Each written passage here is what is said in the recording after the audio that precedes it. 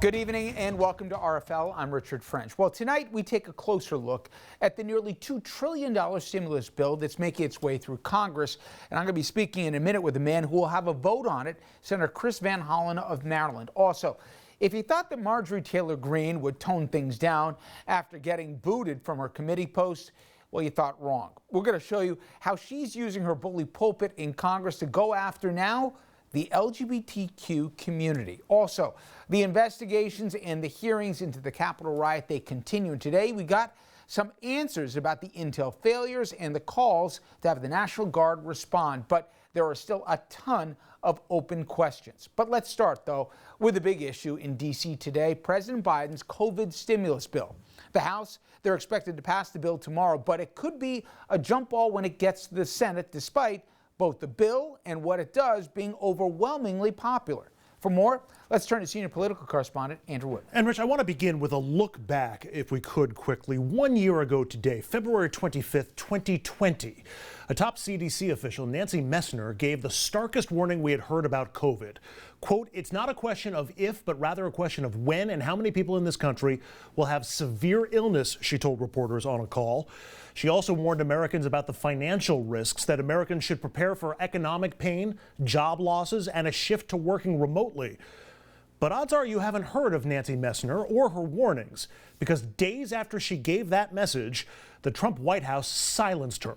That was one of her last briefings. Donald Trump wanted rosier, less threatening messaging on COVID 1 year ago today. But everything she warned about, both medical and financial, happened. And Americans have literally been stuck with the bills. A recent survey from Money Magazine and Morning Consult asked people to compare their financial conditions in February 2021 with how they were in February of 20. 37% of Americans said they're doing much worse or somewhat worse now. Add in the 38% who feel like they're doing about the same as they were last year. That's 3/4 of Americans who feel stuck in a financial rut or much, much worse. The Center on Budget and Policy Priorities dove into the need in the numbers. 14% of families with kids are now food insecure. That means someone at the table has to make do with less for everybody to get by. 1/4 of families with children are now behind on their rent payments. And 35% say they can no longer afford the regular home expenses, which is why President Biden has made COVID relief his top priority in Congress.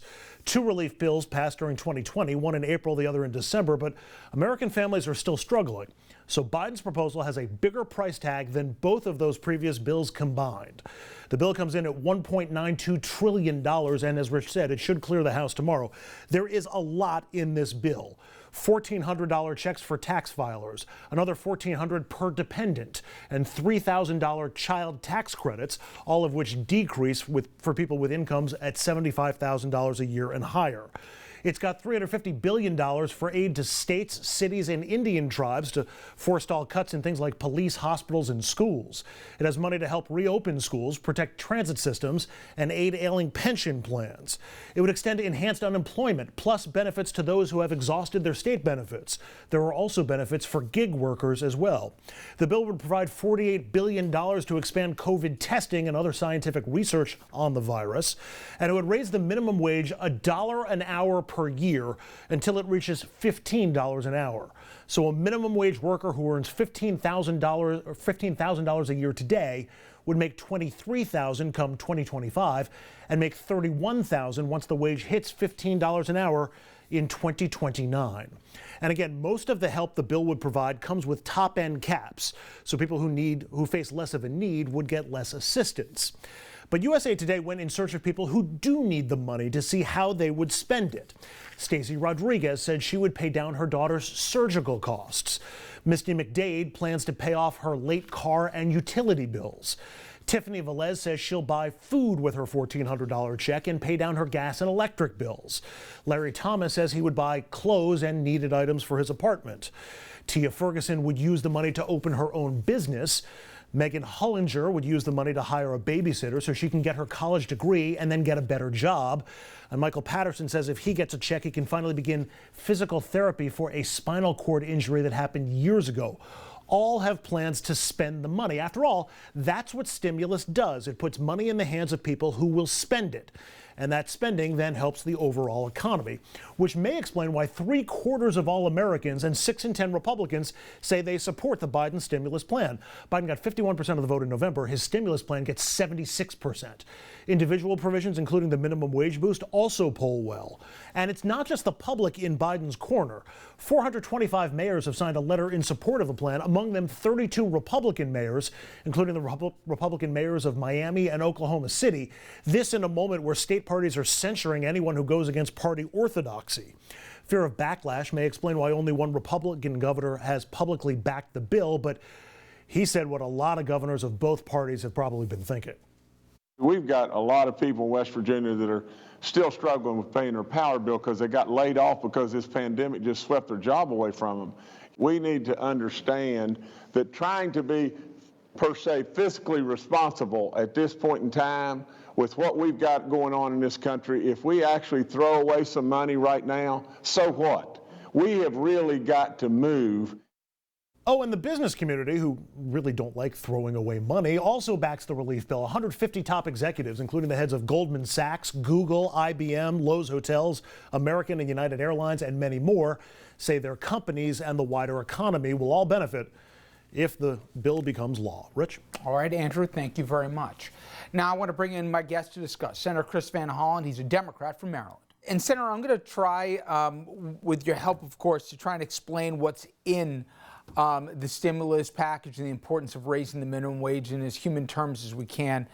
But I'm a little confused because it seems that there's real reticence when it gets to the Senate, the chances of passage. And I've looked at every poll. I've seen Republican mayors even. I've seen now the beginnings of Republican governors, the business community overwhelmingly. They all say not only would this be good for the economy, but it's needed and desperately so.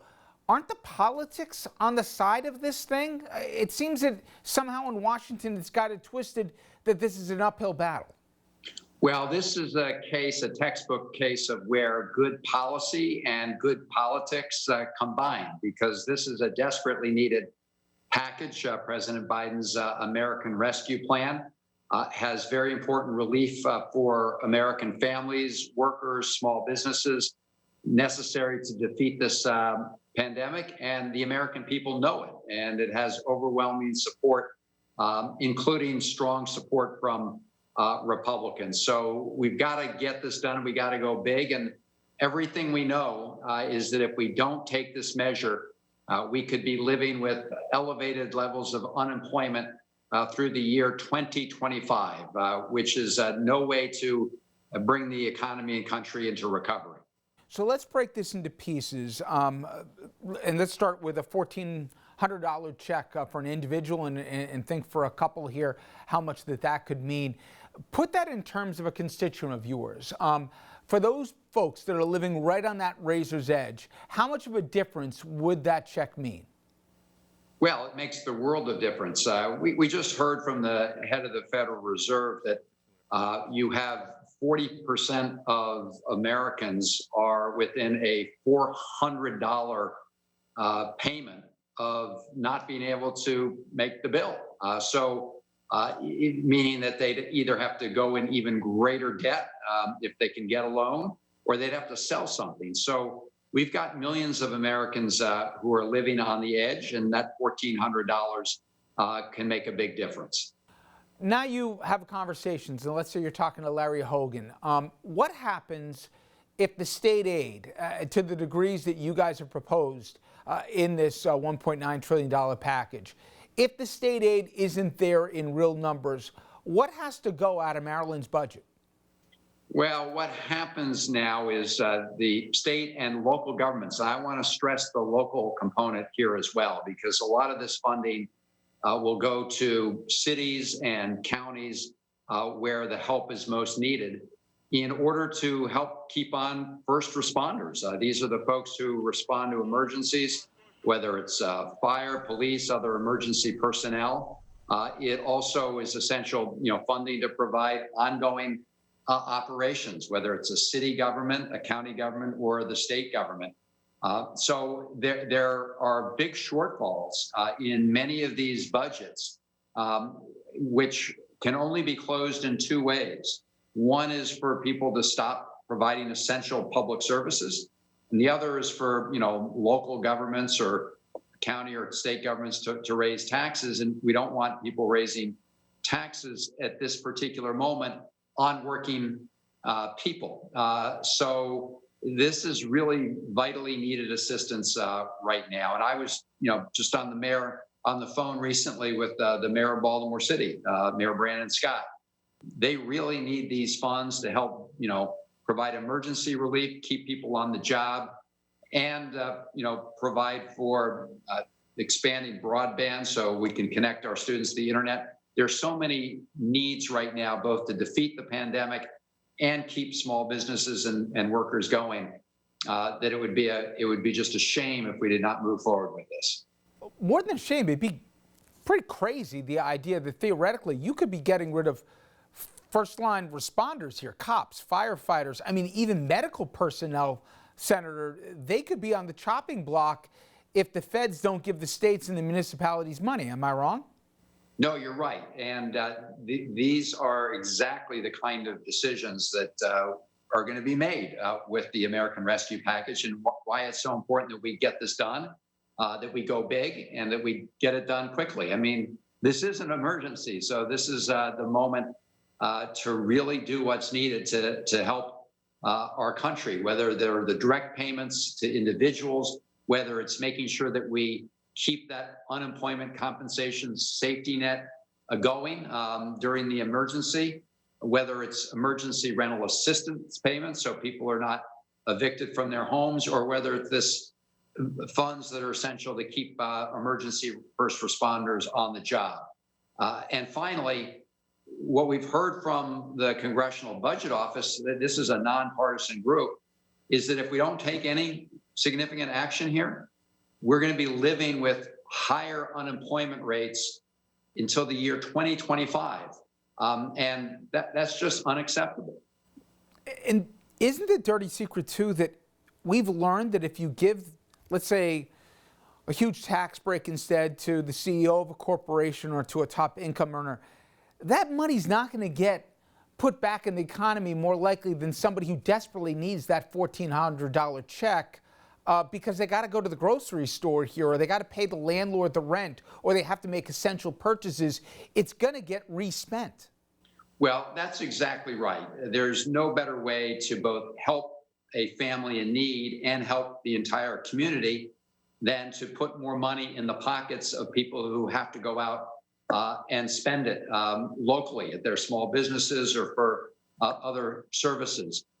What we saw with the Trump 2017 tax cut was big corporations using that money not to increase the pay of their workers, not to invest significantly more in plant and equipment to make it more productive and increase output, but for stock buybacks. So these are things that help fatten the wallets of the corporate executives and big stockholders. So we don't need a sort of, we've tried trickle down before, it doesn't work. What we need is more funds directly into the bank accounts of Americans who are living paycheck to paycheck. I spent an hour last night, Senator, talking about schools and the need to reopen. I spoke to the head of the biggest teachers union in the country. A part of this stimulus package is giving money to the schools to do the testing, to provide the vaccine for the teachers, to, if it's not in there, then for everybody, myself included, who wants the kids back in schools, it's going to be that much harder. They are connected, aren't they? They're 100% connected, and this is an essential part of the Emergency American Rescue Plan. I think we all want our kids, our students, back in schools as quickly as possible, so long as it's as safely as possible. And what makes it as safe as possible are the resources provided in this legislation to help with the things you just mentioned, to help school systems purchase masks, to deal with ventilation systems in schools, to allow the greater spacing so that students can engage in the social distancing as they learn. These are all resources that will help get our students back into the classrooms quickly and safely. All right, when we come back, we're going to have more with Senator Van Hollen, including why he says it is so critical to raise the minimum wage to $15 an hour. More on that after this.